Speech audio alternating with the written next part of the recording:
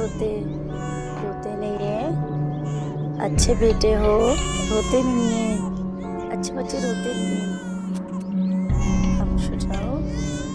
मुन्ने रोते नहीं है, अच्छे मुन्ने है ना, पारस है बेटा, बहुत प्यारा बेटा है भाई।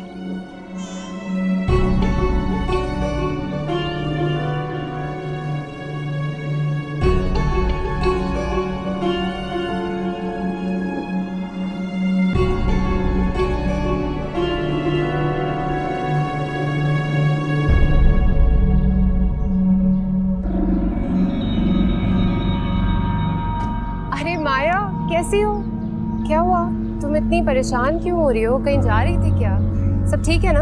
हाँ हाँ ठीक है सब। वो मैं बस जरा। वहाँ क्यों देख रही हो? कोई है क्या वहाँ? नहीं, कोई भी तो नहीं। तुम क्यों आई हो?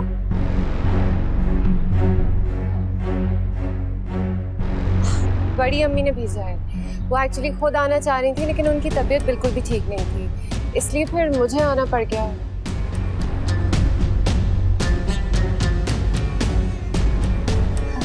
यहाँ क्यों खड़ी हो? अंदर नहीं आओगी क्या? चलो।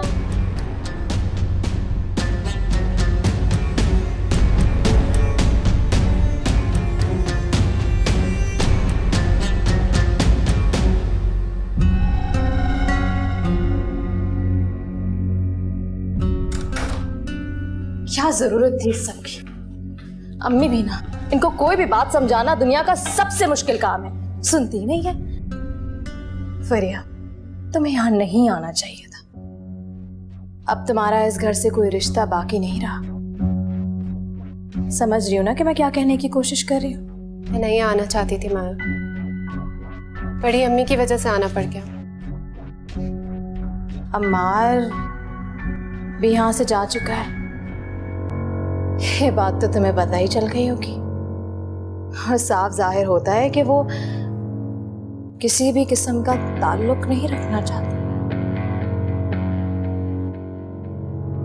जुनैद अम्मार से काफी नाराज है, और अगर वो तुम्हें यहाँ देखेंगे तो बहुत बुरा मानेंगे। तुमने उस दिन मेरे साथ जो कुछ भी किया ना माया, काश कि तुम वो सब कुछ ना करती। तो जानती थी ना कि मैं बेकसूर हूं, लेकिन फिर भी तुमने। भला मैं भी किससे गिला करने बैठ गई? जो कुछ हुआ वो तो बेहतर ही हुआ। कम से कम मैंने बड़े अब्बा को उस तकलीफ से बचा लिया जो उनको हकीकत जानकर होती। फिर कोई नुकसान कर दिया इन लोगों ने? इनके तो हाथों में दम ही नहीं है।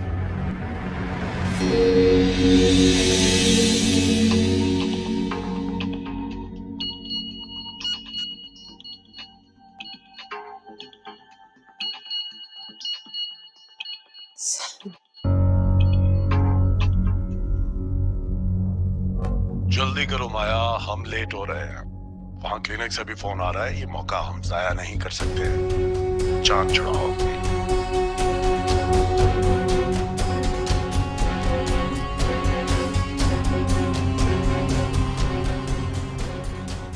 खामखा आपने माया के घर जाने से मुझे रोक दिया। अच्छी भली तो हूं मैं, बस वो रात को ठीक से नहीं सोई थी इसलिए चक्कर आ गया था। अच्छा बैठ जाओ ना, बैठो, बैठ जाओ। तुम अपनी बात कर रही हो, मेरे बस में होता तो मैं फरीहा को भी ना जाने देता।